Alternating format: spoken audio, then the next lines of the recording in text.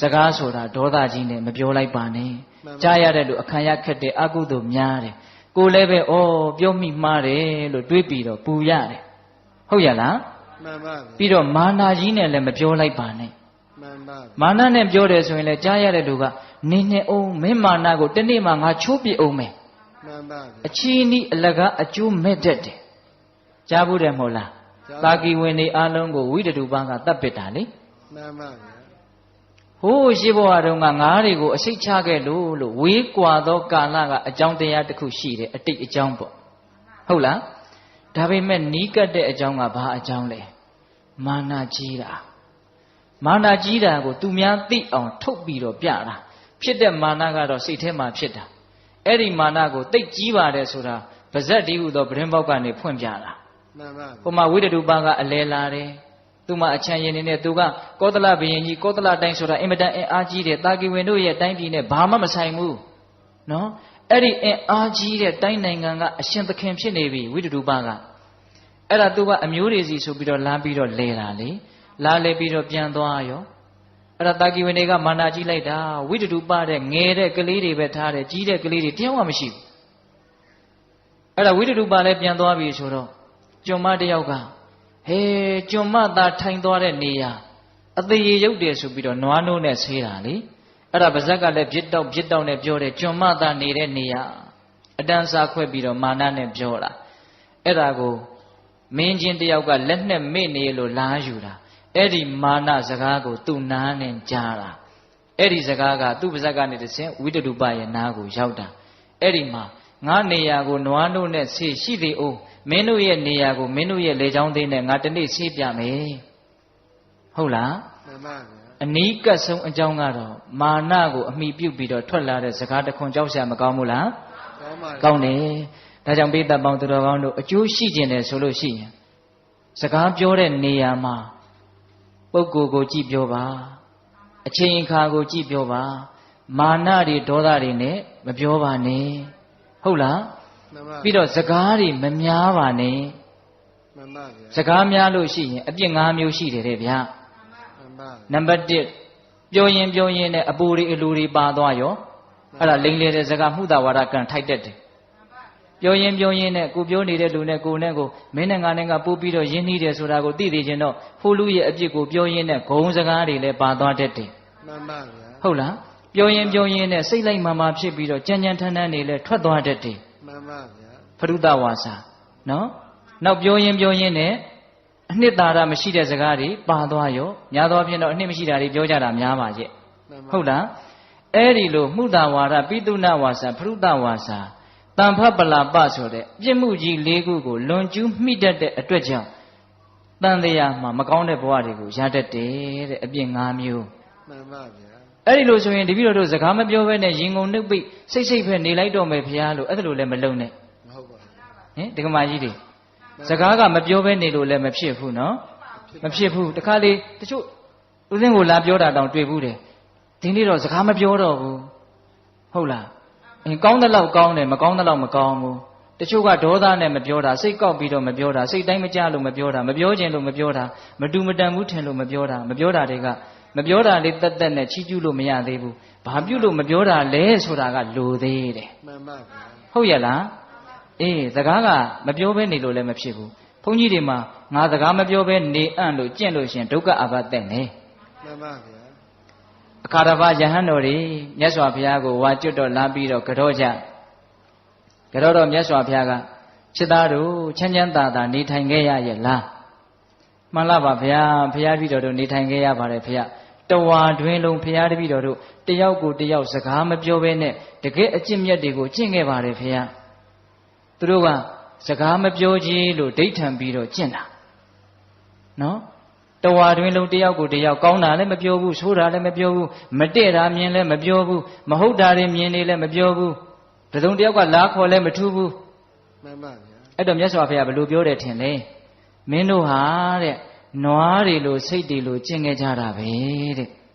ပပဆက်ဆက်ပြောတယ်မထင်နဲ့နော်ဒါဝိနည်းပါဠိတော်မှာရှိတယ်ဟုတ်လားမှန်ပါဗျာအဲ့ဒီတော့ကောင်းသောစကားတွေနဲ့တိဆောက်ထားတဲ့ငါဘုရားရဲ့သာသနာတော်မြတ်ကြီးမှာဘယ်နဲ့ကြောင့်စကားမပြောဘဲနေကြတာလဲ မသိတော်တာရှိရင်ဆုံးမရမှာပေါ့ပြောရမှာပေါ့ကောင်းမြတ်တဲ့စကားတွေကိုပြောရမှာပေါ့အကျိုးရှိတဲ့စကားတွေကိုပြောရမှာပေါ့ဟုတ်လားကဲဖခင်ကများစကားမပြောဘဲနေခဲ့မယ်ဆိုရင်ဘယ်လိုများလုပ်မလဲဟင်ဒကမာကြီးများစကားဆိုတာမကောင်းတာပြောရင်ကြီးကျယ်တဲ့အပြစ်ရှိတယ်လို့ကောင်းတာပြောလို့ရှိရင်ကြီးကျယ်တဲ့အကျိုးရှိတယ်ဘလောက်တန်ဖိုးရှိတယ်လို့ပြောလို့မရအောင်တန်ဖိုးရှိတယ်မှန်ပါဗျာဟုတ်ရဲ့လားနောက်ဆုံးဦးဇင်းတို့နိဗ္ဗာန်ထိအောင်စကားကတွန်းအားပေးနိုင်တယ်မှန်ကန်တဲ့စကားအဓိပ္ပာယ်ရှိတဲ့စကားအကျိုးရှိတဲ့စကားပြောမယ်ဆိုလို့ရှိရင်ဒကမာကြီးများလည်းကြားဖို့ပါတယ်နော်သဗ္ဗဒါနံဓမ္မဒါနံဇီနာတိအလှူတကအလှူထဲမှာတရားအလှူအမြတ်ဆုံးတရားကိုဘယ်လိုလုပ်လှူရတာတော့ပါဇက်ကနေလှူရတာစကားအဖြစ်နဲ့လှူရတာဟုတ်လားဟုတ်တယ်နော်ဒကာကြီးများမှန်ပါဗျာအေးအဲ့တော့စကားဆိုတာအင်မတန်ကောင်းတဲ့ဘက်ကကြည့်မယ်ဆိုလို့ရှိရင်အင်မတန်ကောင်းတယ်ဟုတ်လားဆိုးတဲ့ဘက်ကကြည့်မယ်ဆိုရင်ဆိုးတာလည်းအများကြီးဖြစ်နိုင်တယ်ဆိုကြပါစို့ပေတပေါင်းသူတော်ကောင်းတို့ဉာဏ်ပါပါလေးစဉ်းစားကြည့်ဖို့ပြောပြအောင်မယ်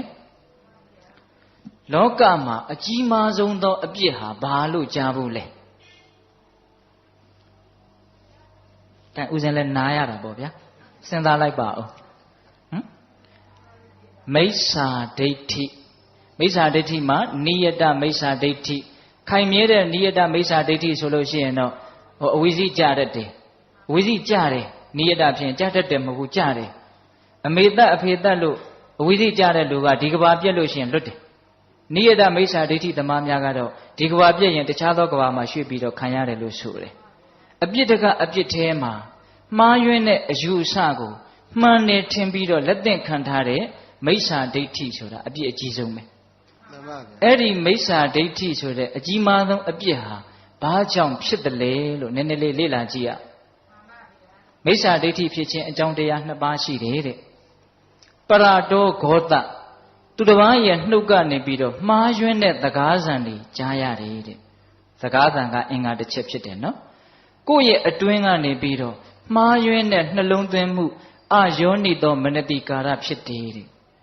မှားတဲ့စကားသံနဲ့မှားတဲ့နှလုံးသွင်းမှုဒီနှစ်ခုပေါင်းမိရင်မိစ္ဆာဒိဋ္ဌိဖြစ်တယ်တဲ့ဟုတ်လားအပြစ်အကြီးဆုံးမိစ္ဆာဒိဋ္ဌိဖြစ်ဖို့အတွက်အကြောင်းတရားတစ်ခုသည်မှားယွင်းတဲ့စကားသံဖြစ်နေတယ်ဟုတ်လားဒါကြောင့်မှားယွင်းတဲ့အယူဆတွေကိုဖြန့်ချိတဲ့ပုဂ္ဂိုလ်တွေဟောပြောတဲ့ပုဂ္ဂိုလ်တွေဟာအင်မတန်အပြစ်ကြီးတယ်ဒါကြောင့်မြတ်စွာဘုရားကဖခင်လက်ထက်ကဟိုဒိဋ္ဌိဆရာကြီးတွေရှိတယ်ပုရဏကတ္တပဆိုတဲ့ဒိဋ္ဌိဆရာကြီးကိုမြတ်စွာဘုရားကဘယ်လိုပြောလဲဆိုတော့ပုရဏကတ္တပသည်အဲ့ဒါလူထောင်မြုံကြီးပဲတဲ့ဘာကြီးတယ်တော့လူထောင်မြုံကြီးပါဗျာငါးတွေကိုထောင်တဲ့မြုံရှိတယ်နော်မြုံရဲ့သဘောတရားကဝင်လို့ရတယ်ထွက်လို့မရဘူးမြုံဆိုတာဘာလဲဝင်လို့ရတယ်ထွက်လို့မရဘူးအဲ့ဒီလိုပဲအယူဆမှားတွေဟာဆွဲလန်းသွားပြီဆိုရင်အဝင်သာရှိတယ်အထွက်အင်မတန်ခက်လိမ့်မယ်ဒါကြောင့်လူတွေကိုမကောင်းတဲ့နေရာကိုရောက်အောင်ဖြားယောင်းသွေးဆောင်ပြီးတော့ထောင်နဲ့လူထောင်မျိုးနဲ့အင်မတန်အပြစ်ကြီးတယ်မှန်ပါဆိုလိုတာကစကားသံတွေဟာမှားယွင်းပြီဆိုရင်အကြီးမားဆုံးအပြစ်ကိုတောင်ဖြစ်စေတတ်တယ်မှန်ပါဗျာဟုတ်ရဲ့လားကဲအကောင်းဆုံးသောကုသိုလ်တရားတွေထဲမှာဘယ်ကုသိုလ်ဟာအကြီးဆုံးလဲလို့မေးရင်တော့မက်ကုသိုလ်ဟာအကြီးဆုံးပေါ့နော်အဲ့ဒီမက်ကုသိုလ်သည်တမ္မာဒိဋ္ဌိခေါင်းဆောင်တဲ့မက်ခင်ကိုပွားများမှမက်ကုသိုလ်ဆိုတာဖြစ်တာမဟုတ်လားအဲ့တော့တမ္မာဒိဋ္ဌိခေါင်းဆောင်တဲ့မက်ခင်၈ပါးဟာမှန်ကန်တဲ့အယူအဆခေါင်းဆောင်နေတဲ့မက်ခင်၈ပါးဟာအရေးမပါဘူးလားပါပါတယ်ဗျာကုသိုလ်တရားတွေထဲမှာတော့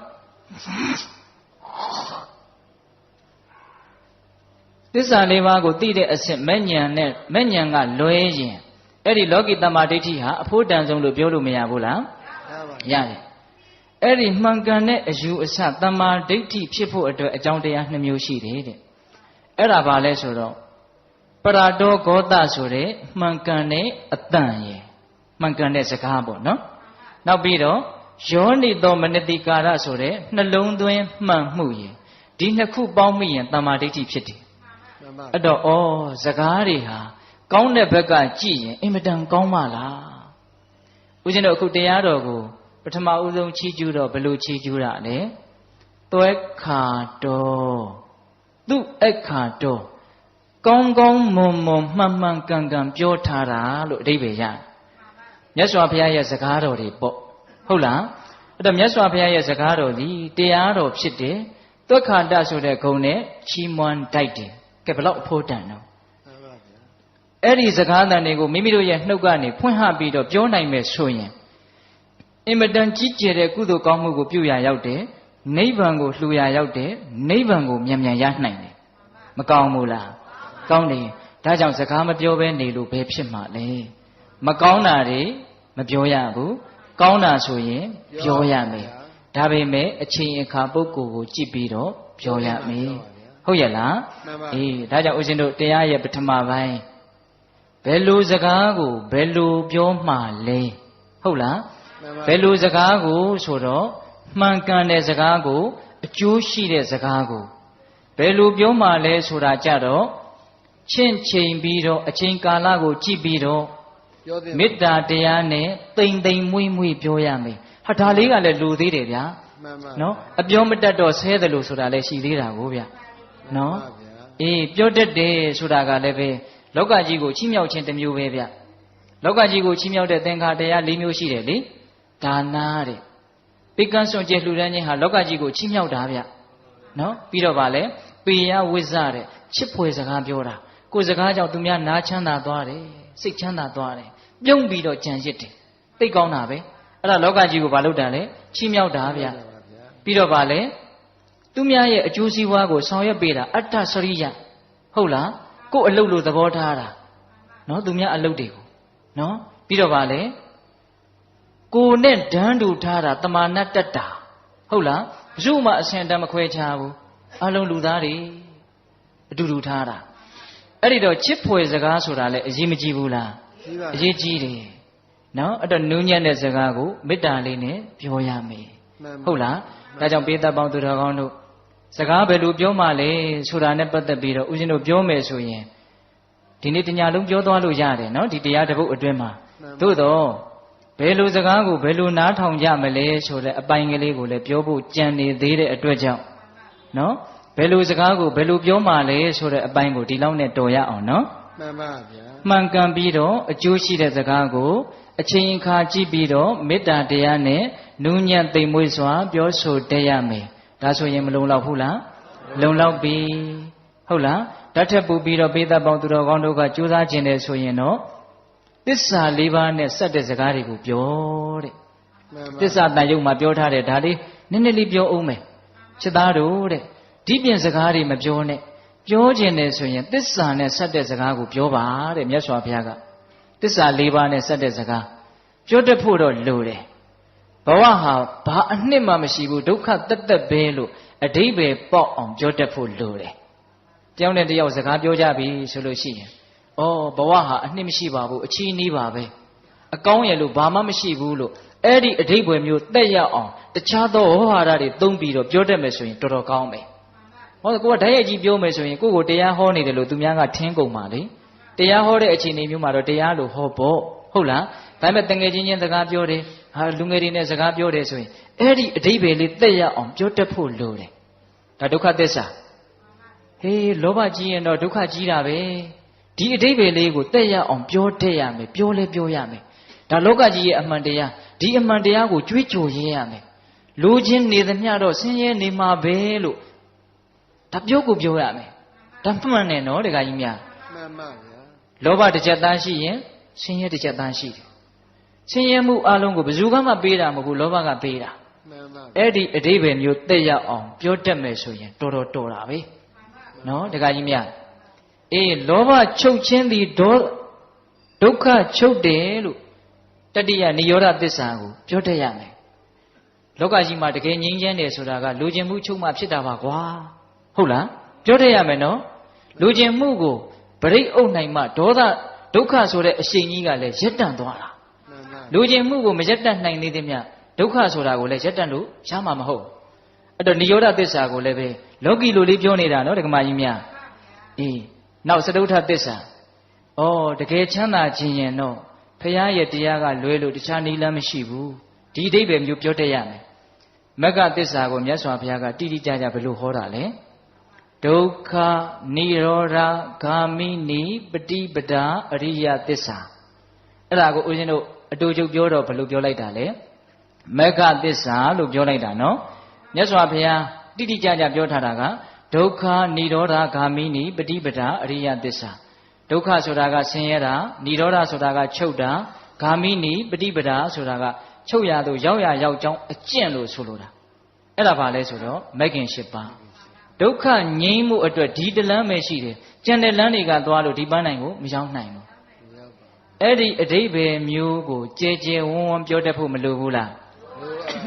လို့တယ်နော်ဒါကြောင့်ပိဿပေါင်းသူတော်ကောင်းတို့အစစ်မျက်နာကိုပြောချင်တယ်ဆိုရင်တော့သစ္စာ၄ပါးနဲ့ဆက်တဲ့စကားကိုပြောပါလို့မြတ်စွာဘုရားကတိုက်တွန်းတယ်အဲ့ဒါသည်ငြိမ်းချမ်းကြောင်းဖြစ်တယ်တန်တရားဝတ်ကလွတ်ကြောင်းဖြစ်တယ်ပြောတဲ့လူအတွက်လည်းအတိုင်းအဆမရှိအကျိုးရှိတယ်နားထောင်တဲ့လူအတွက်လည်းပဲအတိုင်းအဆမရှိအကျိုးရှိတယ်ဒါကြောင့်ဦးဇင်းတို့ဒါလေးကိုတရားပထမပိုင်းရဲ့ဏိဂုံးချုပ်လေးပေါ့နော်ဘယ်လိုစကားကိုဘယ်လိုပြောမှလဲဟုတ်လားသစ္စာစကားကိုသူ့ရဲ့အကျိုးကိုယ့်ရဲ့အကျိုးကိုမြှုပ်ကိုပြီးတော့ပြောပါဟုတ်ရလားအေးနောက်တရားရဲ့ဒုတိယပိုင်းသွားကြအောင်စို့ဟုတ်လားဘယ်လိုစကားကိုဘယ်လိုနားထောင်မှလဲစကားသံတွေကနားထဲမှာရောက်လာတာတွေအများကြီးမရှိဘူးလားရှိပါတယ်ဗျာနေတိုင်းကြားနေရတာတချို့ဆိုကြားရလွန်းလို့စိတ်ပြက်တယ်လို့ပြောတဲ့လူတွေလည်းအများကြီးရှိတယ်ဟုတ်တယ်ပြက်မယ်ဆိုလည်းပြက်เสียတခါတလေအာနာမှုနဲ့မျက်နှာချင်းဆိုင်ပြီးတော့နားလာထောင်းနေရတာစိတ်ကတိပြင်းနေရရောက်တယ်ခံစားဘူးလားခံစားဘူးပါဗျာလုံးဝစိတ်မဝင်စားတော့ဘူးတစ်ဖက်ကလည်းအတင်းပြောနေတာပဲအလိုက်မသိကိုကလည်းပဲနားမထောင်ရင်အလိုက်မသိရရောက်မှဆိုလို့သူစိတ်ဆင်းရဲမှဆိုလို့ဟန်လုတ်ပြီးတော့ဘာလုပ်နေရလဲနားထောင်နေရတာပြောနေတဲ့စကားတွေကလည်းသူကောင်းကြောင်းနေကြီးပဲဟုတ်လားပြီးတော့သူများမကောင်းကြောင်းနေကြီးပဲမှန်ပါဗျာလူတွေပြောတဲ့စကားဟာများသောအားဖြင့်အဲ့ဓာတွေများတယ်ဗျမှန်ပါမြတ်စွာဘုရားဟောထားတယ်ဗျာနှုတ်ကိုကြည့်ပြီးတော့လူယုံမှာသူတော်ကောင်းလို့ခွဲတဲ့နီရှိတယ်တဲ့မှန်ပါဗျာဒကမာကြီးတွေအဲ့ဒီနီလေးရကြင်လားနှုတ်ကိုကြည့်ပြီးတော့သူယုတ်လားသူကောင်းလားလို့သိအောင်လုပ်တဲ့နီရှိတယ်တဲ့မှန်ပါသူများကိုဝေဖန်ဖို့မဟုတ်ဘူးကိုယ်နှုတ်ကလေးကိုကြည့်ပြီးတော့ဝေဖန်ဖို့ပြောကြည့်ရအောင်လောကမှာတဲ့ရုပ်တဲ့လူတွေဟာစကားလုံးကနည်းနည်းတော့ယဉ်သိတယ်ဗျာဟုတ်လား။ကဲမကောင်းတဲ့လူတွေဟာလို့ပဲပြောကြပါစို့ဟုတ်လား။မကောင်းတဲ့လူတွေဟာတဲ့စကားပြောလို့ရှိရင်ကိုကောင်းကြောင်းကြီးပြောတယ်တဲ့။ကိုကောင်းကြောင်းကိုသူများမမေးဘဲနဲ့ပြောတာတဲ့မေးရင်တော့အခြေကြီးပြောတာတဲ့မစိုးနိုင်တော့ဘူး။ကိုကောင်းကြောင်းနဲ့ကိုအတိုင်းဝိုင်းကောင်းကြောင်းပေါ့ဗျာကိုသားသမီးကိုမြေကိုဆွေမျိုးကိုကောင်းတာဆိုရင်တော့အကုန်ပြောတာပဲဟုတ်လား။ဒီအဲ့ဒါသူရုပ်ရဲ့လက္ခဏာတစ်မျိုးကိုမကောင်းကြောင်းကိုမမေးရင်တခွန်းမှမပြောဘူးမေးရင်တောင်မှမပြောခြင်းနဲ့နည်းနည်းပဲပြောတယ်တဲ့ကိုမကောင်းကြောင်းကြတော့ဟုတ်လားနောက်သူများမကောင်းကြောင်းကိုမမေးဘဲနဲ့ပြောနေတာမေးမယ်ဆိုရင်တော့အဲ့ဒါအကျေဝိထာတာချက်ပြီးတော့မဆုံးအောင်နားထောင်ပြီးတော့ဟုတ်လားသူများကောင်းကြောင်းကိုမေးတောင်သူသိမပြောနိုင်ဘူးဟုတ်မမေးရင်မပြောဘူးမေးမှနည်းနည်းပဲပြောတယ်သူများကောင်းကြောင်းမပြောနိုင်ဘူးအဲ့တော့အဲ့ဒါသူရုပ်ရဲ့လက္ခဏာတဲ့ဟုတ်လားကိုကောင်းကြောင်းကိုမမေးဘဲနဲ့ပြောတယ်မေးရင်တော့ဆိုဝဲမရှိကိုမကောင်းကြောင်းကိုမမေးရင်မပြောဘူးမေးမှနည်းနည်းဟုတ်လားသူများမကောင်းကြောင်းကိုမမေးဘဲနဲ့ပြောရင်မေးရင်အကျယ်ကြီးပြောတယ်သူများကောင်းကြောင်းကိုမမေးရင်မပြောဘူးမေးရင်နည်းနည်းပဲပြောတယ်အဲ့ဒါပါလေသူရုပ်ရဲ့လက္ခဏာသူကောင်းရဲ့လက္ခဏာကြတော့အဲ့ဒါနဲ့ပြောင်းပြန်ကိုမကောင်းတာကိုမမေးဘဲနဲ့ပြောတယ်မေးလာရင်အကျယ်ကြီးပြောနိုင်တယ်ကိုကောင်းတာကိုမမေးရင်တခွန်းမှမပြောဘူးမေးလာတော့မှလကားပါကွာကိုကဆိုင်ကောလို့ခြုံမော်ရောက်တာပါရှော့ချတယ်ကိုကောင်းတာကိုမပြောခြင်းဟုတ်လားကိုကောင်းတာကိုအကျယ်ဝိထာတာချက်ပြီးတော့ပြောနေသေးသမျှသူကောင်းရဲ့အဆင့်ကိုမတက်နိုင်သေးဘူးဟုတ်လားဟုတ်တယ်အဲ့ဒီစကားလေးကိုဦးစင်းကစစ်စစ်ပေါက်ပေါက်စဉ်းစားကြည့်တယ်ဖះပြောသမျှအကုန်အမှန်ကြီးပဲဘယ်လိုစိတ်နဲ့ပြောတာလဲကိုကောင်းတာကိုပြောခြင်းနေသမျှအဲ့ဒီစိတ်ဟာကောင်းကိုမကောင်းဘူးကိုမကောင်းတာကိုဖုံးထားခြင်းသေးသမျှအဲ့ဒီစိတ်ဟာကောင်းကိုမကောင်းဘူးသူများမကောင်းတာကိုပြောနေခြင်းသေးသမျှအဲ့ဒီစိတ်ကောင်းကိုမကောင်းဘူးနော်သူကောင်းဆိုတာဒါကြောင့်သူများမကောင်းတာကိုမပြောခြင်းဘူးတနာတယ်နားလေတယ်မကောင်းတာဟာသဘာဝပဲလို့နားလေတယ်သူများကိုအပုတ်မချခြင်းဘူးဟုတ်လားသူများကောင်းတာကိုပြောနိုင်တယ်မုဒိတာဖြစ်နိုင်တယ်မလွယ်ဘူးဒကမာကြီးတွေတရားကလည်းမလွယ်ဘူးနဲ့ပဲဆုံးသွားတယ်ဗျာအာမရှိလိုက်တာဟုတ်လားဘာဖြစ်လို့ဆိုဦးဇင်းတို့လည်းဒီတိုင်းပဲနော်တတိနဲ့အုပ်နေရတယ်ဟုတ်လားပြောလိုက်ရင်သူများမကောင်းကြောင်းကြီးပဲနည်းနည်းလေတဲ့လူကတွယ်ဝိုက်ပြီးတော့ပြောတာတဲ့လူကတဲ့လို့ပြောတာဟုတ်လား ကိုကောင်းကြောင်းကိုလည်းအဲ့ဒီတိုင်းပဲအဲ့ဒါအရင်တည်းတို့ပြောတာအဲ့တော့ဦးဇင်းကစကားပြောရင်နည်းနည်းလေးကိုချင်းစာကြပါလို့တောင်ပြောခြင်းတယ်သူများကသူတို့ကောင်းတဲ့အကြောင်းတွေပြောနေနားထောင်ခြင်းလားဒီကမကြီးတွေနားထောင်ခြင်းလားအဲ့ဒီလူတွေကသူတို့ကောင်းကြောင်းသူသားသမီးတွေနိုင်ငံခြားမှာဘလို့တွေပညာတွေသင်ပြီးတော့ဘလို့တွေဟာပြောနေဆိုနားထောင်ခြင်းလားထောင်ခြင်းသလားမထောင်ခြင်းဘူးဗျသူများကောင်းတာကိုနားမထောင်ခြင်းတာပုထုသင်ရဲ့သဘာဝဟုတ်လားအဲ့ဒါကိုပဲအိတ်တာလို့ခေါ်တာမဟုတ်လားအိတ်တာဆိုတာသူများကောင်းတာကိုကြားကိုမကြားခြင်းတာမနာလိုဘူးဆိုတာအဲ့ဒါကိုပြောတာနာတာဆိုတာဘယ်ကနာတာနာကနာတာအခုတရားနာနေတာဘယ်ကနာနေတာအေးအဲ့ဒါဗမာစကားမနာလိုဘူးနားမထောင်လိုဘူးကောင်းတာဆိုကြားကိုမကြားခြင်းဘူးအဲ့ဒါပုထုဇဉ်ရဲ့ပင်ကိုယ်သဘောအဲ့တော့ကိုကောင်းတာကိုသူများသွားပြောရင်အဲ့ဒါမုန်းစေးစားတော့တာပဲသူများမုန်းအောင်လုပ်တာနော်ဒါကြောင့်တရားလေးတွေကလိုက်နာရင်တော်တော်ကောင်းတယ်သိလားအဲ့ဒါကိုကောင်းကြောင်းမပြောရင်သူများချစ်လိမ့်မယ်ဗျာသိကြတယ်ဗျာနော်တခါကြီးမိုင်များဒါကြောင့်ကိုကောင်းတဲ့အကြောင်းကိုတတ်နိုင်တယ်များမပြောပါနဲ့ကိုမကောင်းတဲ့အကြောင်းကိုတတ်နိုင်တယ်များပြောဖို့ကြိုးစားပါဟုတ်ရဲ့လားအေးသူများမကောင်းတဲ့အကြောင်းကိုတတ်နိုင်တယ်များမပြောပါနဲ့သူများကောင်းတဲ့အကြောင်းကိုတတ်နိုင်တယ်များပြောဖို့ကြိုးစားပါဟုတ်လားကဲဘယ်လိုစကားကိုဘယ်လိုနားထောင်မှလဲဆိုတာကိုတောင်မရောက်နိုင်ဘူးဖြစ်နေတယ်ဗျာအဲ့တော့ဒကာကြီးဒကာမကြီးများဘယ်လိုစကားကိုဘယ်လိုနားထောင်ကြမှလဲဆိုတော့စကားတွေကကိုယ်နားတဲ့ကိုအမျိုးမျိုးရောက်နေတယ်အဲ့ဒီထဲမှာဦးဇင်းတို့ပထမကိုမကောင်းတာပြောတာတွေနဲ့ပတ်သက်ပြီးတော့ကိုယ့်ရဲ့အပြစ်ကိုယ့်ရဲ့မကောင်းကြောင်းတွေနဲ့ပတ်သက်ပြီးတော့ကိုနားတဲ့ကိုရောက်လာတဲ့စကားတွေနဲ့ပတ်သက်ပြီးတော့အရင်စဉ်းစားကြည့်အောင်ဒကာကြီးဒကာမကြီးများမကောင်းကြောင်းကိုသူများပြောတာတွေကြားဖို့လားကြားဘူးလေဓာတ်ရိုက်ပြောတာလည်းကြားလိမ့်မယ်ကိုယ်ရာမှာပြောပြီးတော့တဆင့်လာပြောတာလည်းကြားရလိမ့်မယ်ကိုမကောင်းကြဘူးလေဟုတ်လားအဲ့ဒီလိုပြောရင်ဘယ်လိုနားထောင်မလဲဒီအချက်ကလေးကအရင်စပြီးတော့စဉ်းစားရအောင်ကိုမကောင်းကြောင်းကိုပတ်ဝန်းကျင်ကပြောလာပြီဆိုရင်စဉ်းစားလိုက်သူတို့ပြောတာဟုတ်သလားမဟုတ်ဘူးလားသူတို့ပြောနေတဲ့မကောင်းကြောင်းတွေကဟုတ်သလားမဟုတ်ဘူးလားလို့စဉ်းစားဟုတ်ချင်လဲဟုတ်မယ်မဟုတ်ချင်လဲမဟုတ်ဘူးဟုတ်နေတယ်ဆိုရင်တော့အဲ့ဒါပြင်ဖို့ကြိုးစားရတော့မယ်နော်တခါကြီးများမခံမြင်ရဘူးနော်သူများမကောင်းကြောင်းပြောတာကိုသူတို့ပြောတဲ့အတိုင်းငါမှဟုတ်မြတ်နေသလားလို့စဉ်းစားဟုတ်တယ်ဆိုရင်ဘာလုပ်ရမလဲပြင်ရမယ်မဟုတ်ဘူးဆိုတာလည်းရှိနိုင်တယ်မဟုတ်ဘဲနဲ့မုန်းလို့ပြောတာလည်းရှိလိမ့်မယ်အဲ့ဒီမဟုတ်ဘူးဆိုရင်တော့ဘယ်နဲ့လုပ်မလဲသီးခံဖို့ကြိုးစားရမယ်မှန်ပါနော်ဒါကြောင့်မကောင်းတဲ့စကားတွေအပြစ်တွေနဲ့ပတ်သက်လာရင်ဟုတ်ရင်ပြင်ရမယ်မဟုတ်ရင်သီးခံရမယ်ပိဋကပြောကြည့်စမ်းပါဟုတ်ရင်ပြင်ရမယ်မဟုတ်ရင်သီးခံရမယ်အဲ့ဒီစကားနဲ့ပတ်သက်ပြီးတော့အကောင်းဆုံးနားထောင်နေပဲမှန်ပါဟုတ်လို့ရှိရင်ပြင်ရမယ်ဦးဇင်းတို့မြတ်စွာဘုရားလက်ထက်ကရာဓဆိုတဲ့ယဟန်အိုကြီးတစ်ပါးရှိတယ်အသက်ကြီးမှယဟန်ပြုတာသူယဟန်ပြုတော့သူ့ကိုဘယ်သူကမှယဟန်ပြုမပေးခြင်းဘူးဘယ်ယဟန်ကမှပြုမပေးခြင်းဘူးအဲ့ဒီမှာမြတ်စွာဘုရားကယဟန်တော်တွေကိုဒီပုံနာကြီးရဲ့ကျေးဇူးတရားတွေမင်းတို့ပုံများမရှိကြဘူးလားအဲ့ဒီမှာရှင်သာရိပုတ္တရာကိုတော်မြတ်ကြီးကကျေးဇူးသိသိတာဆိုတော့မှန်လားပါဗျာတပည့်တော်အပေါ်မှာဆွန်းတစွန်းလောင်းမှုတဲ့ကျေးဇူးရှိပါတယ်ဒါကြောင့်တပည့်တော်ဒီပုံနာအိုကြီးကိုယဟန်ပြုပေးလိုက်ပါမယ်အဲ့ဒီမှာယဟန်ပြုပေးကြီးမှယဟန်ဖြစ်တာဆိုတော့ဘာမှပြောကောင်းမှမဟုတ်ဘူးလို့ထင်တရားရှိတယ်သို့တော်တခြားသည်ဗျာပြောလို့အင်မတန်ကောင်းတယ်ငါစာလဲသင်နိုင်တော့တာမဟုတ်ဘူးငါကိုမသိတော်တာတွေကိုပြောသမျှငါအကုန်ပြင်မယ်ဟိုယဟန်ကဒီလိုပြောရင်ဒီလိုပြင်လိုက်တယ်ပြောသမျှအကုန်ပြင်တာအဲ့ဒါရက်ပိုင်းအတွင်းအဲ့ဒီရာဓယဟန်ကြီးဟာယဟန်နာဖြစ်တယ်မှန်ပါဗျာသူမဟုတ်တာတွေကိုပြောတာနော်ယဟန်ကြီးဒီလိုမဝင်းနဲ့ဒီလိုမပြောနဲ့ဓာတ်ရိုက်ပြောတာနော်ဓာတ်ရိုက်ပြောတာဆိုရင်လူတွေဟာခံနိုင်ခဲ့တယ်နော်ပြီးမှသာကျေးဇူးတင်ရင်တင်မယ်ကြားကသာတော့ထောင်းကနေဒေါသထသွားမယ်ကိုယ့်အတ္တကိုလာထိတာကိုဗျာဟုတ်လားအဲ့တော့အဲ့ဒီယာရမထေကတော့ခံနိုင်တယ်မဟုတ်ဘူးမဟုတ်လို့ပြောတာငါပြင်မယ်အဲ့ဒီလိုပြင်လိုက်တော့2ရက်3ရက်အတွင်းဘာဖြစ်တယ်ယဟန္တာဖြစ်တယ်အဲ့ဒီမှာမြတ်စွာဘုရားကဂါထာလေးတစ်ပုဒ်ဟောတယ်နေဒီနံဝဘဝတာရံယံပတ္တိဝဇ္ဇတတ္တိနံနေကရှဝါရိမေရာဝီတာတိတံပန္တိတံပစီတာတိတံပဇမာနတ္တတေယောဟောတိနပါပိယောအဓိပ္ပာယ်ကဘာလဲဆိုတော့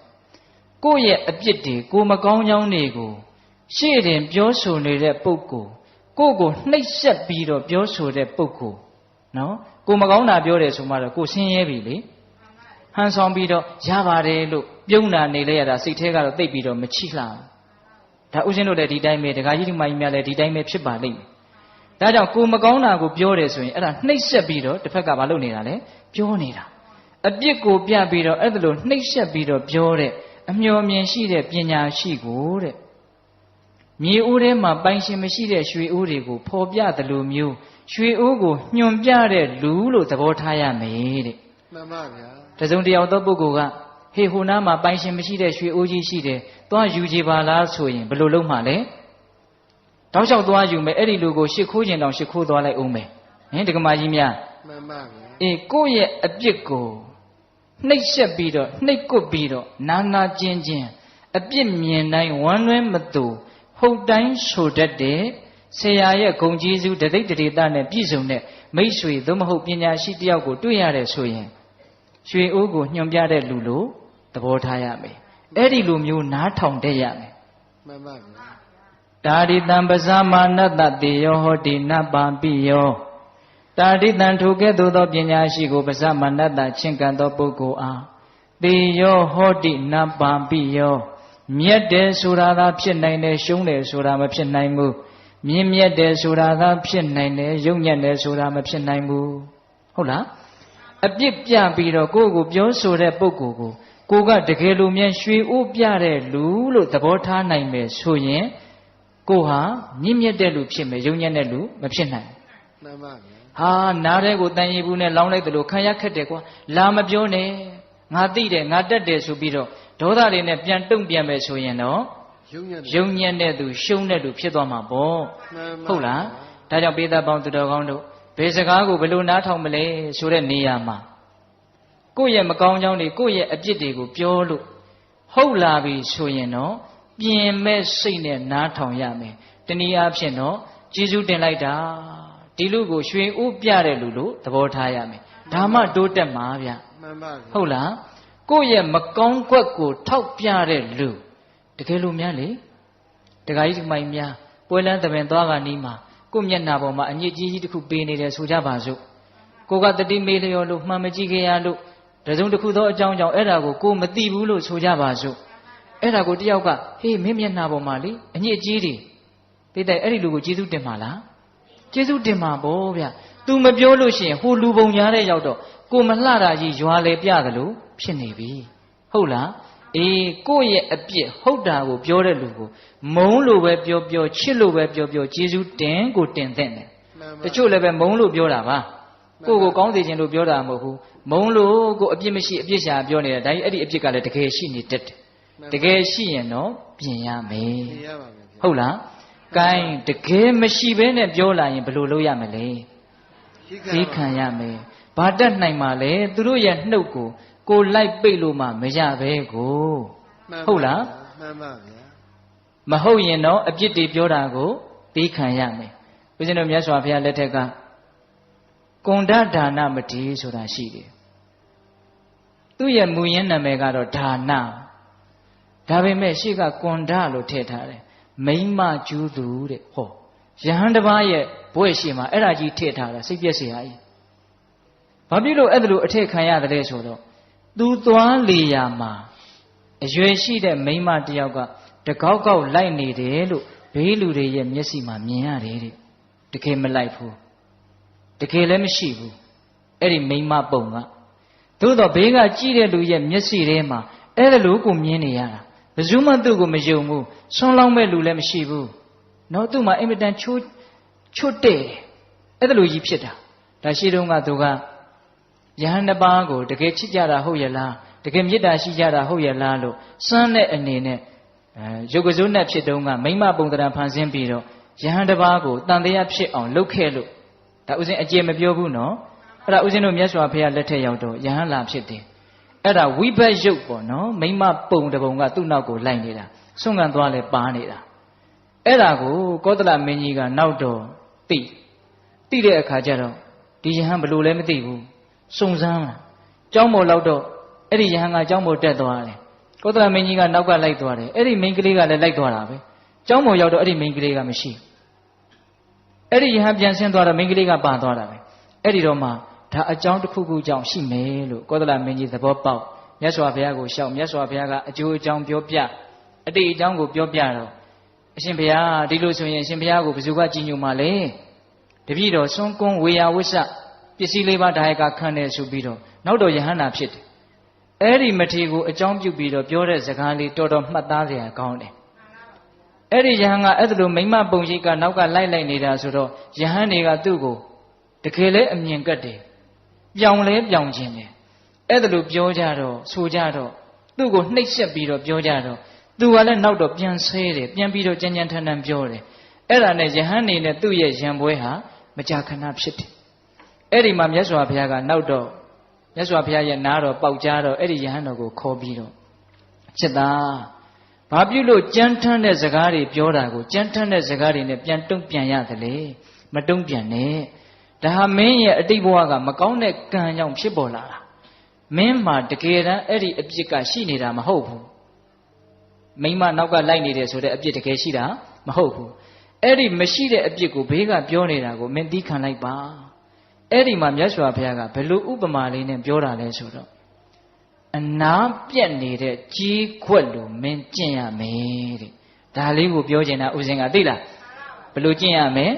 အနာပြက်နေတဲ့ကြီးခွက်ပါဗျာအနာပြက်နေတဲ့ကြီးခွက်တဲ့အနာပြက်နေတဲ့လက်ကွင်းတဲ့ဆိုကြပါစို့ဥစဉ်တို့တောတွေမှာတော့ရှိသေးတယ်အခုတခါကြီးတို့ဒီမှာတော့တချို့သိပ်မရှိတော့ဘူးကြီးပလားလေးတွေရှိတယ်လေကြီးပလားနဲ့ရေတောက်လို့ရှိရင်အန္တရာယ်ကင်းတယ်လို့ယောဂကင်းတယ်လို့ယူဆရှိတယ်လေဥစဉ်တို့ငယ်ငယ်တုန်းကဆိုရင်အဲ့ဒီကြီးပလားလေးကိုလက်ဖွားပေါ်တင်အဖေတို့အမေတို့မရှိတဲ့အခါမှာဒန်းဆိုခောက်လိုက်ရင်အတန်လေးကတော်တော်နဲ့မတိတ်တော့အဲ့ဒါလေးကိုခဏတိုင်းခောက်ကြည့်အဲ့ဒီကြီးပလားလေးကလွတ်ကြလို့များအနာကပြက်ပြီးတော့ကွဲသွားပြီဆိုရင်ဒန်းလို့ခောက်လိုက်ရင်ဒန်းလို့အတန်ဆွဲပြီးတော့မမြည်တော့ဘူး that's ပြီးသွားအတန်ကရေရှည်မလာတော့အဲ့တော့အနာပြက်တဲ့ကြီးခွက်လို့ကျင့်ရမယ်ဆိုတာအဲ့ဒါပြောတာတစုံတယောက်ကပြောလိုက်လို့စိတ်ကတူလိုက်တယ်ကဲခဏတော့တူလိုက်ပေါ့တူပြီးတော်တော့အဲ့ဒါကိုပြန်စဉ်းစားပြီးတော့ညလည်းမပြီးနိုင်နောက်နေ့လည်းမပြီးနိုင်နောက်လလည်းမပြီးနိုင်အိုးကြီးပလားလက်နဲ့တောက်လိုက်တယ်လို့ဒန်းဆိုတဲ့အတန်ကအမြင်ကုန်မပြတ်တော့ဘူးဟင်ဒကမာကြီးတွေစိတ်ထဲမှာအဲ့ဒါလို့အမြင်မပြတ်တဲ့ဒေါသခံစားချက်တွေရှိလားရှိတာပေါ့ဥစဉ်တို့လည်းရှိတာပေါ့ဟုတ်လားဘလို့ဖြစ်နေတာတော့ကြီးပလားကလက်လက်ဆက်ဆက်ကြီးကိုဗျဟုတ်လားအနာမပြတ်သေးဘူးဒဏ်ရာတောင်မရသေးဘူးဟုတ်လားမြတ်စွာဘုရားကဘလို့ကျင့်ရမှာလဲတော့အနာပြတ်နေတဲ့ကြီးပလားလို့ကျင့်ရမေးတဲ့တစုံတယောက်ကကိုယ့်ကိုထိထိခိုက်ခိုက်မဟုတ်ဖဲနဲ့လာပြောလာရင်ပုထုဇဉ်တဘာဝစိတ်တော်တုံမှာပေါ့သို့တော့အဲ့ဒါကြီးကိုတာရှည်ကြီးတုံမနေနဲ့ဘာအကျိုးရှိလို့လဲဟိုလူကပြောပြီးလို့မေ့သွားပြီကိုကဒီမှာအသစ်ရှိနေအသစ်ဖြစ်နေတယ်ဟုတ်လားအေးဒါကြောင့်မြတ်စွာဘုရားကပေးတတ်လိုက်တာနော်ဥပမာကိုဟုတ်လားဒါကြောင့်ကိုယ့်ရဲ့အပြစ်တွေမကောင်းတာတွေကိုပြောလို့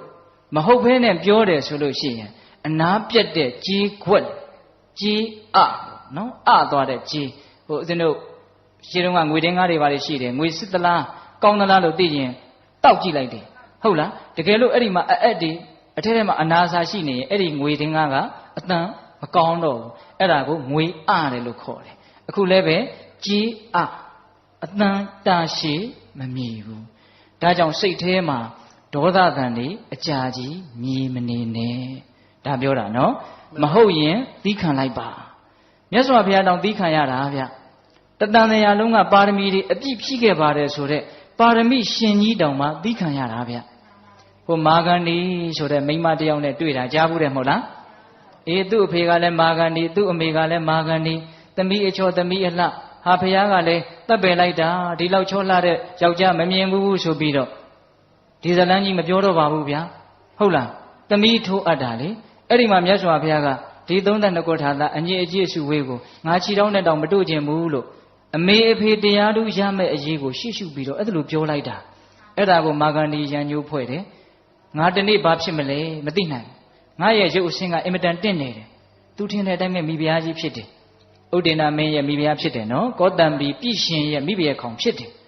ဖြစ်တော့အဲ့ဒီမျိုးကိုဘုရားလည်းကြွသွားပြီဆိုတော့မိစ္ဆာဒိဋ္ဌိအယူရှိတဲ့သေတောက်ကျူးတွေကိုပတ်စံပေးပြီးတော့ခိုင်းတာဘုရားကိုဆွဲခိုင်းတာ ဆဲတာမှအမျိုးမျိုးပက်ပက်ဆက်ဆက်ဆဲတာ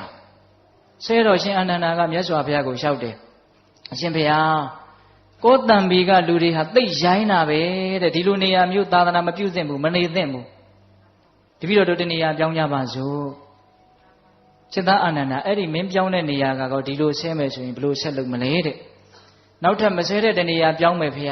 အဲ့ဒီနေရာကဆဲရင်ကောနောက်ထပ်တနေရာဖေရမင်းဟန်ကထွက်ပြေးနေတဲ့နီလန်းကြီးပဲတဲ့ဟုတ်လားမြတ်စွာဘုရားကဖြစ်လာတဲ့ပြဿနာကိုဒီနားတင်ပြေးလေအောင်ရှင်းရတယ်တဲ့ချီးမွမ်းတာပဲဖြစ်ဖြစ်ကဲ့ရဲ့တာပဲဖြစ်ဖြစ်9ရက်အပြင်မနေဘူးတဲ့ဒါဘုရားကိုယ်တိုင်ဟောတာနော်ဗမာစကားပုံမှန်တယ်နော်ချီးမွမ်း9ရက်ကဲ့ရဲ့9ရက်ပြောပါစေအပြစ်တွေပြောပါစေသူတို့မောတော့ရက်သွားလိမ့်မယ်ဟုတ်လားသူတို့ပြောတာကိုကိုကမခံခြင်းဖြစ်နေမှသူတို့ကအဲ့ဒါအရသာရှိပြီးတော့ဆက်ပြောနေမှာဗျာမခံခြင်းတဲ့ကလေးဆိုပို့စတယ်မဟုတ်လားဒကမာကြီးများအေးအဲ့ဒါလိုမျိုးနော်အဲ့ဒီမှာမြတ်စွာဘုရားကယဟန်တော်တွေကိုဟောတာအာနာကိုဝသင်္ကမေသာပတောပတိတံတရံအတိဝါကျံတိတိခတံဒုတ်တိလောဟိပဟုတ်ဇနောစိတ္တအာနန္ဒာတဲ့စစ်ပွဲမှာဆင်နွှဲနေတဲ့စစ်စင်ကြီးဟာတစ်ဖက်ရန်သူတွေကနေပြစ်လာတဲ့မြားဒဏ်တွေကိုခါချပြီးတော့စူးလာရင်လည်းစူးပါစေလို့ကြံ့ကြံ့ခံတယ်လို့မျိုးတဲ့ငါဖះလည်းပဲလောကစစ်မြေပြင်မှာပြစ်ခတ်လာတဲ့စကလုံးမြားဒဏ်တွေကိုငါကြံ့ကြံ့ခံမယ်နော်အတိဝါကျံတိတိခတံအတိဝါကျံဆိုတာလွန်ကဲကိုပြောလာတာပြောတဲ့ပြောတတ်တဲ့အတိုင်းတာထက်လွန်ပြီးတော့ကိုပြောလာတာလွန်ကဲတဲ့စကားပေါ့အဲ့ဒီစကားကိုဘာလို့မှလဲတိတိခတံငါသီးခံလိုက်မယ်သီးခံသည်ဖြစ်စေဒေါသဖြစ်သည်ဖြစ်စေသီးခံလိုက်ရင်တော့ကိုကသီးခံတာကြီးကိုရလိုက်တာပဲဒေါသဖြစ်မယ်ဆိုရင်တော့ဒေါသဖြစ်တာကြီးကိုရလိုက်တာပဲရှင်းတော့ရှင်းလေးပဲနော်ကိုဘာကိုလိုချင်တယ်လေကိုဘလို့လူမျိုးဖြစ်အောင်လုပ်မှလေဒါပဲစဉ်းစားဒေါသဖြစ်တတ်တဲ့ငါလားသီးခံတတ်တဲ့ငါလားအဲ့ဒါလို့ဆိုရင်တော့ဘယ်ဟာရွေးမှလဲသီးခံတတ်တဲ့ငါလို့ရွေးမှာပေါ့နော်ဒါပေမဲ့တကယ်တွေ့လာပြီဆိုရင်တော့ဒေါသဖြစ်တဲ့ငါကိုပဲရွေးပြီးသားဖြစ်နေတယ်ဟင်တက္ကမကြီးများမှန်ပါမြတ်စွာဘုရားကဒါကြောင့်လွန်ကျူးပြီးတော့ပြောတဲ့စကားတွေကိုသီးခံလိုက်မယ်တဲ့ဘာပြုလို့လဲဆိုတော့အကြောင်းပြတာတွေလှလွန်းလို့ဒုတ်တိလောဟိဘဟုတ်စနောတဲ့လောကမှာရှိတဲ့လူအများစုတွေဟာမဆောင်စည်းကြတဲ့သီလမဲ့တဲ့လူတွေကြီးများတယ်တဲ့ကဲဟင်တက္ကမကြီးများကိုယ့်ရဲ့နှုတ်ကိုမဆောင်တဲ့လူကိုယ့်ရဲ့လက်ကိုမဆောင်တဲ့လူတွေပဲများတဲ့ဟုတ်လားဒါကြောင့်ဘဝဆိုတာစူးကြားမှာတီးရတဲ့ဘူးသီးလိုပဲတခါတလေဟိုလိုလုပ်လဲအပြစ်မလွတ်ဒီလိုလုပ်လဲအပြစ်မလွတ်ဟုတ်လားအဲ့ဒီတော့တိုင်ပြောခြင်းရပြောပါစေလို့ဒီလိုထားရမယ့်အခြေအနေမျိုးတွေအများကြီးရှိလာတယ်နော်တခါယူမိုက်များဒါကြောင့်ကိုမကောင်းတာတွေပြောပြီးအပြစ်တွေပြောလာပြီဆိုရင်မဟုတ်ရင်ဘာလုပ်ရမလဲသီးခံရမယ်ဟုတ်ရင်တော့ဘာလုပ်ရမလဲ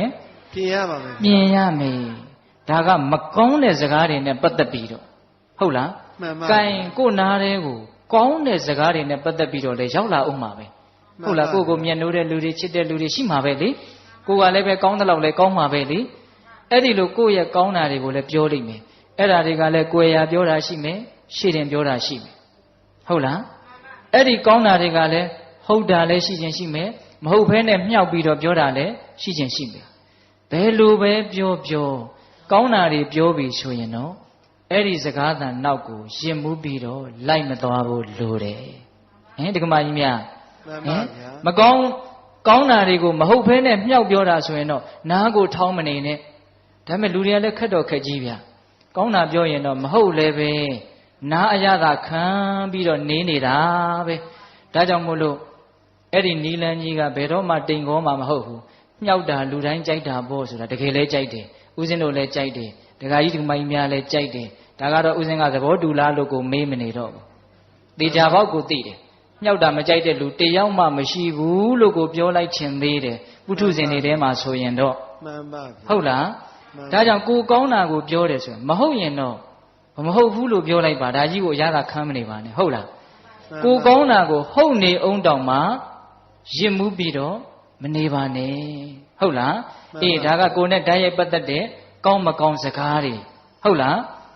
စကားတွေက2မျိုးပဲရှိတာနော်ကိုယ်အကြောင်းကကောင်းတာရဲ့မကောင်းတာရဲ့အဲ့ဒါကိုလည်းပဲနောက်ထပ်ပြီးတော့ခွဲလိုက်ပါဦးကောင်းတာကလည်းဟုတ်တာလည်းပါမယ်မဟုတ်တာလည်းပါမယ်4မျိုးဖြစ်သွားပြီဗျ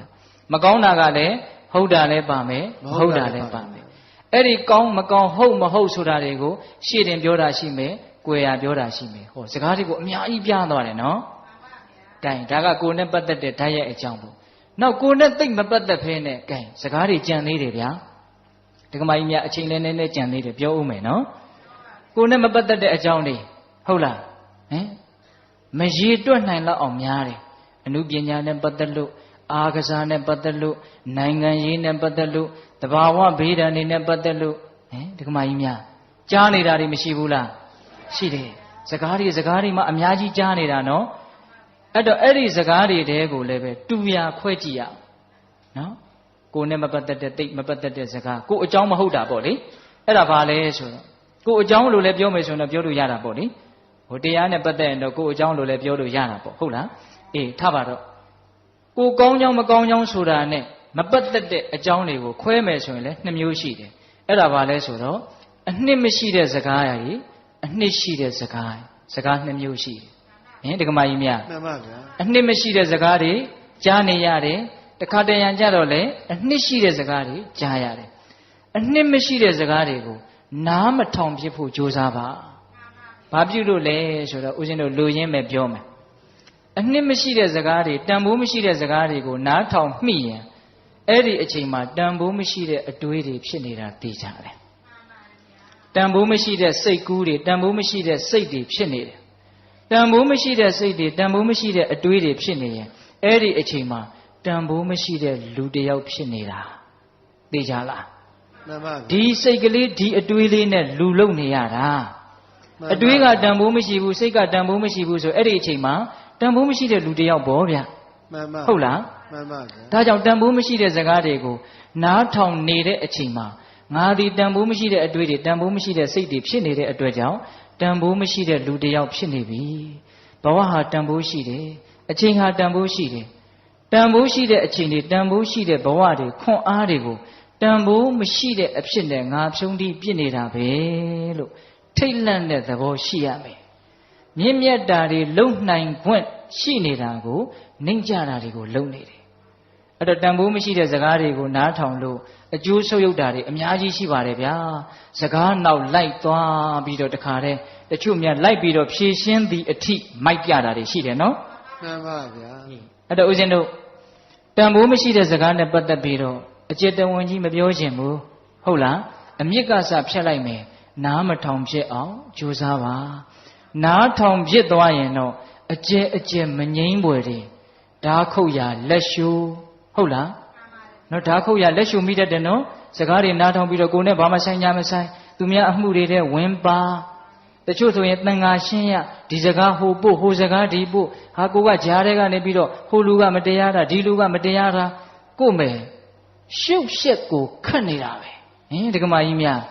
ကို့အလုံးနဲ့စားဝတ်နေရေးတွေနဲ့ကို့ဘဝခန္ဓာရေးတွေနဲ့ရှုပ်ရတဲ့ဂျားတဲ့ဒီအနှစ်မရှိတဲ့စကားတွေကိုဖြေရှင်းနေရတဲ့အရှုပ်တွေကထပ်ပြီးတော့များနေသေးတယ်အဲ့တော့တန်ဖိုးရှိတဲ့လူတစ်ယောက်ဖြစ်ခြင်းနဲ့ဘဝမှာလေးလေးနက်နက်ဖြစ်ခြင်းနဲ့ဆိုရင်တန်ဖိုးမရှိတဲ့စကားတွေဟာငါရဲ့ဘဝကိုတဖြည်းဖြည်းနဲ့လှိုက်စားနေတာလို့သဘောပေါက်ပြီးတော့တတ်နိုင်သမျှနားမထောင်ဖြစ်ဖို့ကြိုးစားဟုတ်ရလားမှန်ပါအေးနောက်တန်ဖိုးရှိတဲ့စကားဒါကြတော့ရှားဖွေပြီးတော့ကိုနားထောင်ရမယ်မှန်ပါဗျာတန်ဖိုးရှိတဲ့စကားတဲ့နော်ဒါလေးနဲ့ပတ်သက်ပြီးတော့ဦးဇင်းတို့မေဂိယသုတ်တံကိုနည်းနည်းလေးဏိကုံးချုပ်ပြောခြင်းမေဂိယဆိုတဲ့ယဟန်တစ်ပါးရှိတယ်နော်မြတ်စွာဘုရားလက်ထက်ကဘုရားရဲ့အလုတ်အကျွေးယာယီသူဆောင်ရွက်တယ်ရှင်အနန္ဒာအလုတ်အကျွေးမလုပ်ခင်တုန်းကပေါ့လေအဲ့ဒါနဲ့တနေ့တော့မြတ်စွာဘုရားနဲ့သွားရင်းနဲ့ဟိုးခလန်းလန်းမှာတရက်ဥယျာဉ်ကြီးမှိုင်းညို့ပြီးတော့မြင်တယ်မြင်တော့မြတ်စွာဘုရားတဲ့တပည့်တော်အဲ့ဒီတရက်ဥယျာဉ်ကြီးကိုလည်းမြင်တော့တရားသွားအထုတ်ခြင်းစိတ်တွေအရန်ပေါက်တယ်တပည့်တော်အဲ့ဒီသွားပါရစီအဲ့တော့မြတ်စွာဘုရားကချစ်သားငါဘုရားတပါးတည်းနောက်ထပ်အလုတ်အကျွေးယဟန်တပါးလာသည်အထိစောင့်ဆိုင်ပါဦးအရှင်ဘုရားတဲ့တပည့်တော်သွားတရားအထုတ်ပါရစီ အရှင်ဘုရားကတရားအထုတ်เสียမလိုတော့ဘူးတဲ့ပြီးပြီးသားတပည့်တော်အခုမှပုထုဇဉ်ပဲရှိသေးတယ်ဒါကြောင့်တပည့်တော်ကိုခွင့်လွှတ်တော်မူပါဟောအဲ့ဒါလိုတောင်လျှောက်တာနော်အဲ့တော့မြတ်စွာဘုရားက3ချိန်တားတယ်မရဘူး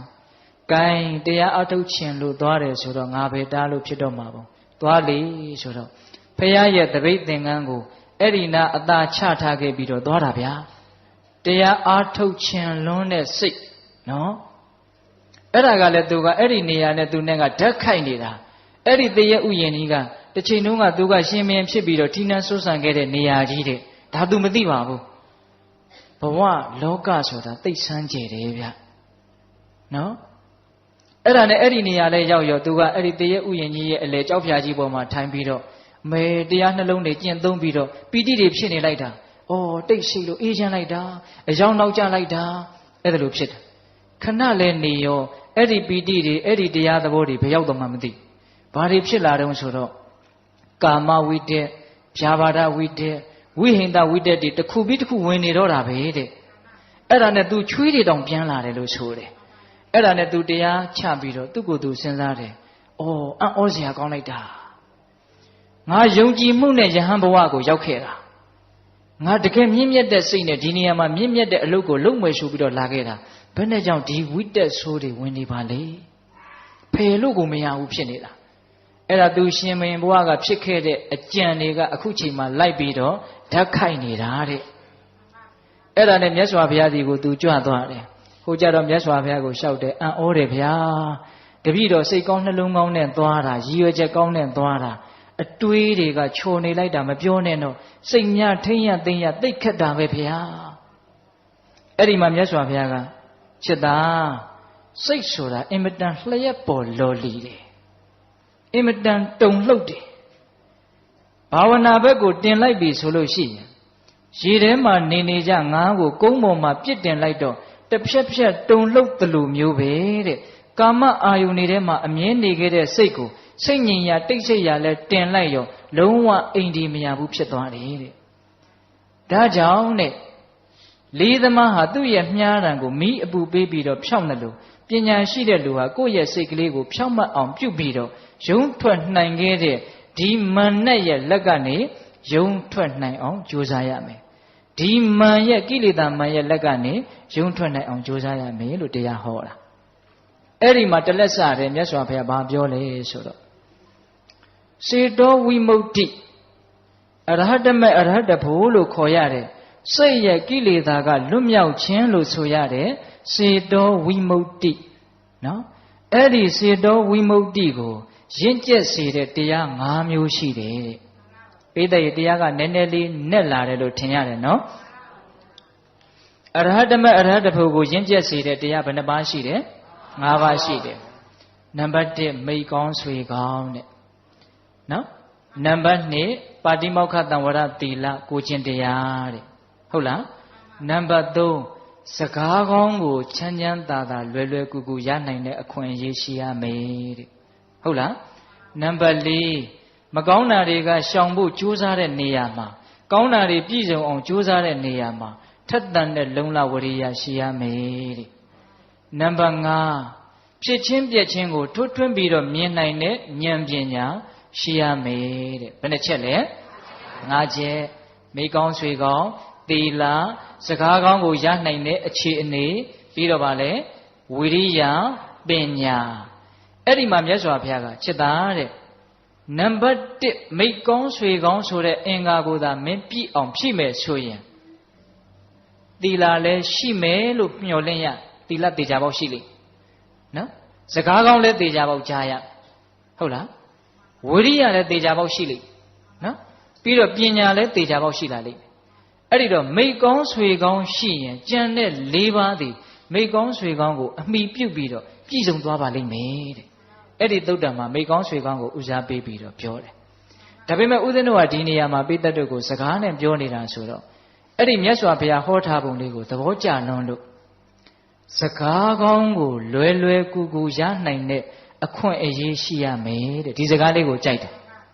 တချို့ကောင်းတဲ့စကားကိုလွယ်လွယ်ကူကူမရဘူးခက်ခဲချင်းချင်းလုပ်ယူမှရတာဟုတ်လားဒီခေတ်ကြီးမှာစကားကောင်းရဖို့လွယ်တယ်ဆိုရင်လည်းဟုတ်တယ်ခက်တယ်ဆိုရင်လည်းဟုတ်တယ် အဲ့တော့စကားကောင်းကိုလွယ်လွယ်ကူကူရဖို့ဆိုတော့စကားကောင်းဆိုတာဘယ်လိုဟာမျိုးလဲအဲ့ဒီမှာမြတ်စွာဘုရားကစကားကောင်းကို10မျိုးလောက်ပြောထားတယ်ပိဋကရေလေးလေးနက်နက်နားထောင်နော်စေတဝိမု ക്തി ကိုရင့်ကျက်စေတဲ့အင်္ဂါ1ရက်ဟုတ်ရဲ့လားအဲ့တော့စကားကောင်းကြားနိုင်တဲ့အခွင့်အရေးအဲ့ဒီစကားကောင်းက10မျိုးဟုတ်ရဲ့လားနံပါတ်1အပိစ္ဆကထာပြောကြည့်စမ်းပါဗျာအပိစ္ဆကထာအလိုနဲမှုနဲ့ဆက်ရှင်တဲ့စကားတဲ့နော်ပြောလိုက်တဲ့စကားကြားလိုက်ရတဲ့စကားကအလိုနဲမှုနဲ့ဆက်ရှင်တဲ့စကားလောဘနေတဲ့စကားနော်ဦးဇင်းထက်ရှင်းမပြဘူးနော်ပေးတဲ့တို့ဉာဏ်ရှိတယ်နော်ဟာဟိုဟာရခြင်းဒီဟာရခြင်းဟေးကောင်မရေးဈေးထဲမှာဘာအစ်စ်ပေါ်နေပြန်ပြီတဲ့အဲ့ဒါအလိုနဲသေးတဲ့စကားလားအဲ့ဒါဘာစကားတော့အလိုကြီးစေတဲ့စကားသေချာပေါက်ဒုက္ခရောက်တော့မယ်အဲ့ဒါကိုယ့်ကိုမီးလာရှို့တဲ့လူတို့မှတ်လေဟုတ်လားဓမ္မကြီးများဟေးညီးကိုဘယ်သူကဘယ်လိုပြောနေတာအဲ့ဒါအလိုနဲစေတဲ့စကားလားမဟုတ်ဘူးဒေါသဖြစ်စေတဲ့စကားဟုတ်လားအဲ့တော့နံပါတ်1အပိစ္ဆကထာအလိုနဲစေတဲ့စကားနံပါတ်2တွတ်တွတ်လေးသွားအောင်ဗျာအချိန်သိမ့်မရှိတော့ဘူးဟုတ်လားနံပါတ်2တန်တုဋ္ဌိကထာရောင်ရဲမှုနဲ့ဆက်တဲ့စကားတဲ့ဟုတ်လားဒါရလည်းအာမရနိုင်ဟိုဟာရလည်းအာမရနိုင်တခါတည်းရခြင်းမှုတွေရဲ့ဆန္ဒတွေကိုပဲလိုက်ဖြည့်ဆည်းနေရတာနဲ့အဖို့တန်တဲ့အလုပ်တွေကိုလုပ်ဖို့အချိန်တွေကကုန်သွားရောနော်ဒါကြောင့်တန်တုဋ္ဌိကထာရောင်ရဲမှုနဲ့ဆက်တဲ့စကားကိုကြားကိုကြားတဲ့ဒီခေတ်ကြီးမှာသိမရှိဘူးနော်တိုးတက်အောင်လုပ်ရမယ်တိုးတက်အောင်လုပ်ရမယ်လို့ကြွေးကြော်ပြီးတော့အတင်းပဲတိုးတက်ခိုင်းနေတာဒီကလူရှာထွက်နေတာသူတို့သိကိုမသိဘူးဟင်ဒီကမကြီးများသေသေးချာချာစဉ်းစားနော်မြတ်စွာဘုရားရဲ့သာသနာတော်ကအဓိကပစ္စည်းဥစ္စာတွေပေါ်များဖို့ညွှန်ပြတာလားငြိမ်းချမ်းမှုအစစ်ရအောင်ညွှန်ပြတာလားအေးတစ်ချိန်တည်းပဲစီးပွားဥစ္စာကိုလည်းဘယ်လိုတရားပေါင်းအတွင်းကရှာရတယ်ဆိုတာကိုလည်းမပြောဘူးမဟုတ်ပါဘူးပြောပါတယ်သို့တော့တကယ်လူရင်းကပါလေငြိမ်းချမ်းမှုရန်ဖို့ဘဝတန်တရားကလွတ်ဖို့တန်တရားထဲမှာကြီးပွားဖို့ရည်ရွယ်ချက်နဲ့ဘုရားတရားဟောတာမဟုတ်နော်ဘုရားတရားတော့အားလုံးရဲ့ရည်ရွယ်ချက်ဒီတန်တရားကလွတ်ဖို့ဟုတ်ရဲ့လားအေးဒါကြောင့်တန်တုဋ္ဌိကထာရောင်ရဲမှုနဲ့ဆက်တဲ့စကားဒီခေတ်ကြီးမှာအင်မတန်ရှားသွားပြီလို့ထင်တယ်တိုးတက်ဖို့ကြီးပွားဖို့လူချင်းတူဖို့ပခုံးချင်းရှင်နိုင်ဖို့ရှင်ကြပေါ့ဟုတ်လားတခါကြီးမိုင်းများဒီလိုပဲဦးဇင်းကတော့ပြောလိုက်ခြင်းတယ်နော်တန်တုဋ္ဌိကထာပြီးတော့ဗာလဲနှစ်ခုရှိသွားပြီနော်အေးပြီးတော့ဗာတော့ဆိုတော့ဝိဝေကကထာတဲ့စိတ်ငြိမ်မှုနဲ့ဆက်တဲ့စကားတယောက်တည်းနေရတာကောင်းတယ်တစိမ့်တည်းနေရတာကောင်းတယ်ဟုတ်လားဒါဥစဉ်ဟိုဘက်ကဥပရိဝိဝေကမပြောတော့ဘူးဥပရိဝိဝေကဆိုတာနိဗ္ဗာန်ကိုပြောတာနော်အဲ့ဒါလို့အေးအေးချမ်းချမ်းတယောက်တည်းနေရတာသိကောင်းတာပဲဆိုတဲ့စကားမျိုးလေးတွေမကြမကြာကြားရမယ်အများနဲ့နေရတာသိဆင်းရဲတာပဲဆိုတာမျိုးကြားရမယ်နော်တာရာရဏေဝိဟဉ္ဉံတိပေါင်းတင်ဆက်ဆံရတာအင်မတန်ပင်ပန်းနေလက်ခံလာဓမ္မကြီးများအပေါင်းအသင်းတယောက်ရှိရင်တယောက်စာပင်ပန်းတယ်နှစ်ယောက်ရှိရင်နှစ်ယောက်စာပင်ပန်းတယ်ဟုတ်ရဲ့လားမိတ်ကောင်းဆွေကောင်းဆိုတာကအဓိပ္ပာယ်တစ်မျိုးနော်တခါကြီးမိုက်များအေးတာရာတနေဝိဟဉ္ဉံတိဒါကြောင့်ဝိဝေကကထာစိတ်ငြိမ်မှုနဲ့ဆက်သက်တကားနောက်အတန်တက္ကကထာမယောနှောမှုနဲ့ဆက်တဲ့စကားတဲ့လူရှုပ်ရှုပ်ရှိတဲ့နေရာဆိုသိသွားချင်တာပဲဟုတ်လားအဲ့ဒါအတန်တက္ကကထာဖြစ်နိုင်မှာလားမဖြစ်နိုင်ဘူးဟိုနားလည်းငါပါလိုက်ချင်တယ်ဒီနားလည်းငါပါလိုက်ချင်တယ်ပွဲလန်းတစ်ခုခုလို့ငါ့ကိုမဖိတ်ဘူးဆိုရင်စိတ်ထဲမှာမခံစားနိုင်ဘူးအဲ့ဒါဘာဖြစ်တာရောနှောချင်တာဆက်ရှက်ချင်တာတရားနဲ့ဝေးတယ်ဆိုတဲ့လက္ခဏာဟုတ်လားတရားဆိုတာမရောရရင်ပြီးရောအဲ့ဒီသဘောမျိုးသဘောပေါက်တယ်နော်အတန်တက္ကကထာရောနှောဆက်ရှင်မှုမရှိတဲ့စကားနော်ပြီးတော့ဗာလဲဝိရိယရမ္ပကထာအကုသိုလ်တွေပယ်ဖို့ကုသိုလ်တွေပြည့်စုံဖို့ကြိုးစားမှုနဲ့ဆက်တဲ့စကားဘယ်နှခွန်းရှိသွားပြီတော့၅ခွန်းရှိသွားပြီပြန်ပြောမယ်မှတ်မိအောင်အပိစ္ဆကထာအလိုနည်းမှုနဲ့ဆက်တဲ့စကားတန်တုဋ္ဌိကထာရောင်ရဲမှုနဲ့ဆက်တဲ့စကားပြီးတော့ဝိဝေကကထာစိတ်ငြိမ်မှုနဲ့ဆက်တဲ့စကား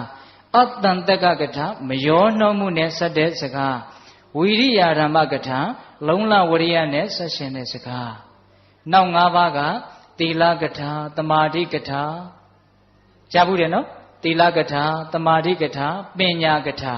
သီလသမာဓိပညာဝိမု ക്തി ကထာဝိမု ക്തി ဉာဏဒသနကထာဝိမု ക്തി ဆိုတာမဲ့ဉာဏ်ကိုပြောတာဝိမု ക്തി ဉာဏဒသနဆိုတာပိစဝေခဏဉာဏ်ကိုပြောတာမဲ့ဉာဏ်ဖူဉာဏ်ရပြီးတော့ကိုရတဲ့မဲ့ဉာဏ်ဖူဉာဏ်ကိုဆင်ញင်နေဟုတ်လားပြီးတော့ကုံတဲ့ကိလေသာကြံတဲ့ကိလေသာတွေကိုဆင်ញင်နေအဲ့လိုပေါ့နော်အဲ့ဒါပိစဝေခဏဉာဏ်ပေါ့နော်အဲ့ဒီလို